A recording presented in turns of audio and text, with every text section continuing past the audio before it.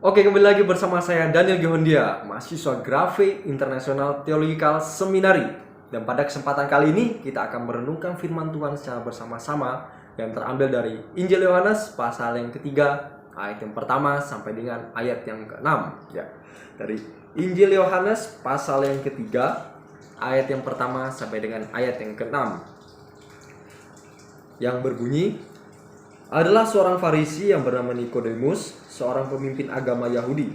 Ia datang pada waktu malam kepada Yesus dan berkata, "Rabi, kami tahu bahwa engkau datang sebagai guru yang diutus Allah. Sebab tidak ada seorang pun yang dapat mengadakan tanda-tanda yang engkau adakan itu, jika Allah tidak menyertainya." Yesus menjawab katanya, "Aku berkata kepadamu, sesungguhnya jika seorang tidak dilahirkan kembali, ia tidak dapat melihat kerajaan Allah." Kata Nikodemus kepadanya, "Bagaimanakah mungkin seorang dilahirkan kalau ia sudah tua? Dapatkah ia masuk kembali ke dalam rahim ibunya dan dilahirkan lagi?" Jawab Yesus, "Aku berkata kepadamu, sesungguhnya jika seorang tidak dilahirkan dari air dan roh, ia tidak dapat masuk ke dalam kerajaan Allah. Apa yang dilahirkan dari daging adalah daging, dan apa yang dilahirkan dari roh adalah roh." Ya. Jadi saudara-saudariku yang terkasih dalam nama Tuhan Yesus Kristus, dari perikop ini kalau kita baca secara keseluruhan, di sini menceritakan tentang percakapan antara Nikodemus dengan Tuhan Yesus pada saat itu. Jadi Nikodemus ini adalah seorang pemimpin Yahudi, pemimpin agama Yahudi pada saat itu.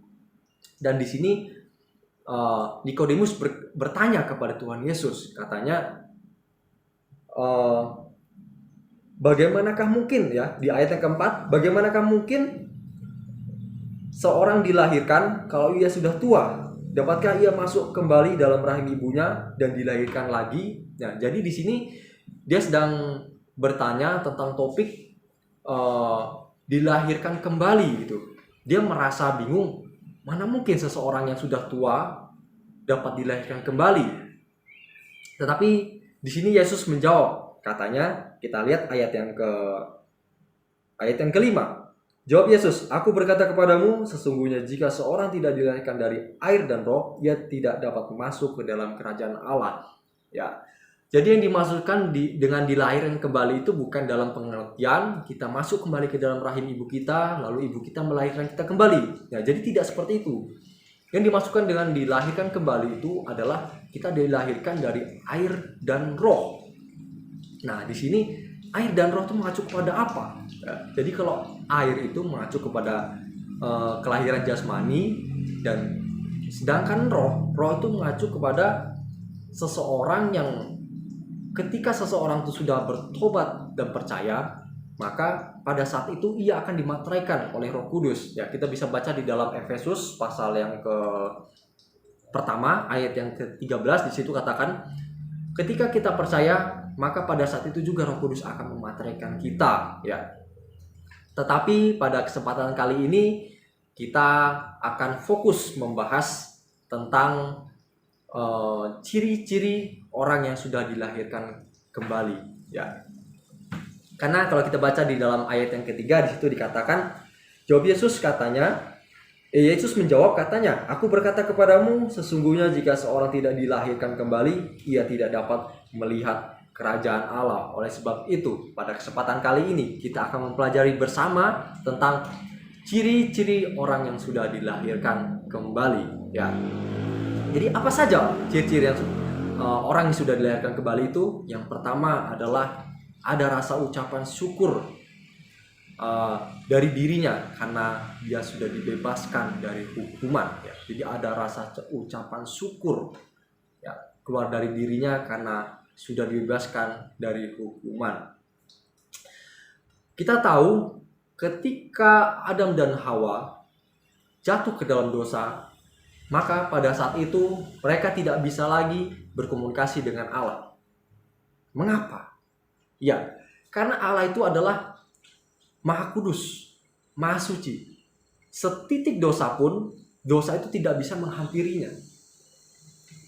Oleh sebab itu, manusia tidak dapat lagi berkomunikasi. Dan kalau kita dilihat dalam Roma pasal 3 ayat yang 10, di situ dikatakan, katanya, "Tidak ada yang benar, seorang pun tidak." Itu menandakan bahwa di dunia ini tidak ada orang yang tidak berdosa. Ya. Jadi tidak ada orang yang tidak berdosa. Jadi semua manusia ada di bumi ini adalah manusia yang berdosa. Dan kalau kita lihat kembali di dalam Roma pasal 6 ayat yang ke-23, di situ dikatakan upah dosa ialah maut. Upah dosa ialah maut. Nah, jadi orang-orang yang berdosa ini adalah orang-orang atau calon-calon orang yang akan menuju ke maut. Ya, karena kalau kita lihat tadi kan di dalam Roma pasal 6 ayat 23 di situ dikatakan upah dosa ialah maut. Jadi orang yang berdosa ini adalah calon-calon orang yang akan menuju maut, ya. Orang-orang yang akan dibinasakan gitu. Tetapi kita tahu Allah itu Maha Kasih.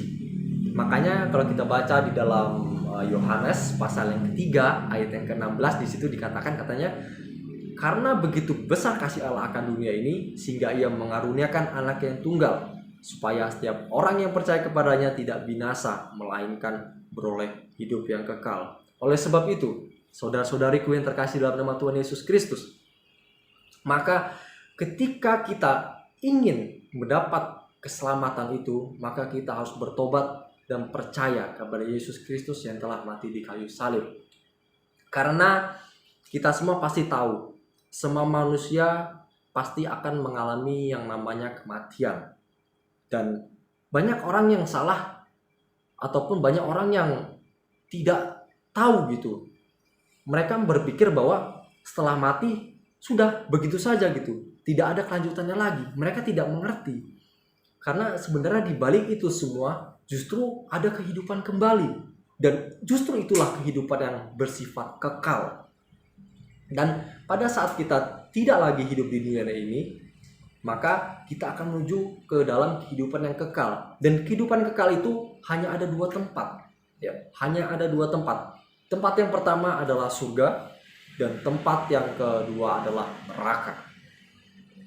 Nah, ketika kita sudah bertobat dan percaya, maka kita akan ke surga. Tetapi kalau kita tidak bertobat dan percaya, maka kita akan menuju ke neraka. Neraka itu merupakan suatu tempat yang sangat menyeramkan. Ya. Kalau kita lihat di dalam Yesaya pasal yang ke-66 ayat yang ke-24 di situ katanya apinya tidak padam dan ulat-ulatnya tidak mati. Nah, jadi itu menggambarkan bahwa sesuatu yang sangat kekal karena katanya apinya tidak matam dan ulat-ulatnya tidak mati. Sesuatu yang sangat mengerikan gitu. Kita saja pada saat di bumi ini, contohnya dalam kehidupan kita sehari-hari gitulah ya, yang sering kita lakukan mungkin kita sedang masak gitu. Mungkin karena kita sedang asik masak gitu, sampai-sampai kita tidak sengaja akhirnya tangan kita terkena wajan gitu, terkena kuali panas itu. Pasti kita akan merasakan sakit, ya. Kita akan merasakan sakit dan mungkin contoh lagi ketika kita kena air panas, ya. Kita akan merasakan panas gitu. Itu baru panasnya di bumi. Belum lagi kalau panasnya di neraka yang katanya apinya tidak akan padam. Nah, jadi neraka itu merupakan suatu kengerian yang sangat-sangat dahsyat tuh, yang sangat mengerikan. Oleh sebab itu, maka kalau kita tidak bertobat dan percaya kepada Yesus Kristus yang telah mati menanggung kita di kayu salib, maka kita akan menuju ke neraka. Tetapi kalau kita percaya kepada Yesus Kristus yang telah mati di kayu salib, maka kita akan merasakan kebahagiaan di surga. Dan kebahagiaan itu sifatnya sangat kekal. Ya. Oleh sebab itu, tadi ciri-ciri yang pertama orang yang sudah dilahirkan kembali ada rasa ucapan syukur. Ada rasa ucapan syukur karena sudah bebas dari hukuman.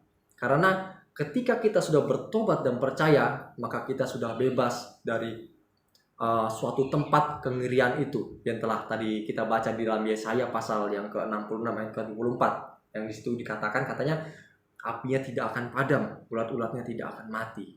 Nah, jadi itulah ciri-ciri yang pertama. Apa saja ciri-ciri orang yang sudah dilahirkan kembali? Jadi ada rasa ucapan syukur di dalam diri kita karena kita sudah dibebaskan dari hukuman ataupun dari suatu kengerian yang sangat dahsyat itu. Lalu yang kedua adalah ciri-ciri yang kedua adalah apa saja ciri-ciri orang yang sudah diselamatkan. Yang kedua adalah berusaha untuk menjauhkan dosa. Berusaha untuk menjauhkan dosa. Ketika kita sudah bertobat dan percaya, maka kita tahu mana yang baik dan mana yang buruk. Jadi dapat diibaratkan orang yang sudah bertobat itu dapat diibaratkan seperti ayam, dan orang yang belum bertobat itu dapat diibaratkan seperti bebek. Ya, mungkin saudara-saudari semua pernah melihat ketika ayam itu jatuh ke dalam kolam atau dia tercebur ke dalam air. Ketika ayam itu masuk ke dalam air, maka ia akan berusaha terus untuk mengepakkan sayapnya dengan sekuat tenaga agar ia bangkit dari air tersebut hingga ia bisa sampai di daratan. Ya, begitu juga orang yang sudah bertobat. Orang yang sudah bertobat itu, maka ketika dia melakukan dosa, maka dia akan segera sadar. Dia akan segera sadar dan langsung mengubah tindakannya agar tidak melanjutkan dosa tersebut. Tetapi berbeda dengan orang-orang yang belum bertobat. Orang yang bertobat tadi kita istilahkan sebagai bebek yang jatuh ke dalam kolam. Ya. Kalau kita lihat bebek ketika jatuh ke dalam kolam itu, dia justru malah senang. Dia akan berenang ke sana kemari menikmati air tersebut. Sama halnya dengan orang yang belum bertobat. Ketika dia jatuh ke dalam dosa, ketika dia melakukan dosa, justru mereka malah sangat menikmati dosa tersebut. Karena memang dosa itu merupakan terkadang dosa itu membuat kita tuh merasa nikmat gitu, merasa asik di saat kita melakukan dosa tersebut. Tetapi kita tidak sadar, justru di balik kenikmatan itu, di balik keasikan tersebut, ada sesuatu yang sudah menanti kita. Dan menanti kita itu apa? Hukuman. Itulah yang kita bahas tadi pada poin yang pertama, yaitu tempat kengerian. Oleh sebab itu, jadi ciri-ciri yang kedua, orang yang sudah diselamatkan adalah berusaha untuk menjauhkan dosa. Lalu, ciri-ciri yang ketiga adalah apa saja ciri-ciri orang yang sudah dilahirkan kembali atau sudah lahir baru. Yang ketiga adalah ada kerinduan di dalam hatinya untuk menyelamatkan orang lain. Ada kerinduan di dalam hatinya untuk menyelamatkan orang lain. Mungkin ketika kita hidup di dunia ini, kita memiliki sahabat, kita memiliki keluarga, kita memiliki teman, dan mungkin masih banyak gitu yang lainnya. Sesuatu yang sangat kita sayangi gitu. Dan ketika kita melihat, ibaratkan teman kita sedang mendapatkan musibah, pasti kita akan merasa sangat merasa sedih gitu, karena kita merasa tidak tega ketika orang yang kita sayangi atau teman kita, sahabat kita, keluarga kita itu mengalami kesusahan, mengalami musibah. Nah, begitu pula ketika kita sudah dilahirkan kembali, maka kita memiliki tanggung jawab. Kita memiliki tanggung jawab untuk menyelamatkan orang-orang yang belum terselamatkan, orang-orang yang belum mengenal kebenaran. Ya, jadi itu ciri-ciri yang ketiga. Ada rasa rindu untuk menyelamatkan orang lain. Ya, jadi pada kesempatan kali ini kita setelah mempelajari firman Tuhan, yaitu mengenai tentang lahir baru. Jadi ada tiga ciri-ciri orang yang sudah lahir baru. Jadi yang pertama adalah ada rasa ucapan syukur karena kita sudah dibebaskan dari hukuman. Dan yang kedua yaitu kita berusaha untuk menjauhkan dosa. Dan yang ketiga adalah ada kerinduan di dalam hati kita untuk menyelamatkan orang lain yang belum diselamatkan ataupun orang yang belum mengenal kebenaran.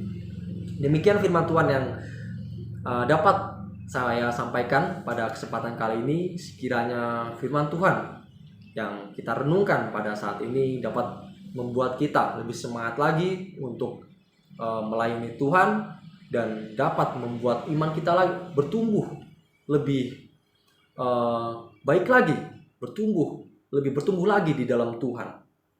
Oke, sekian dari saya. Saya ucapkan terima kasih dan salam Maranatha.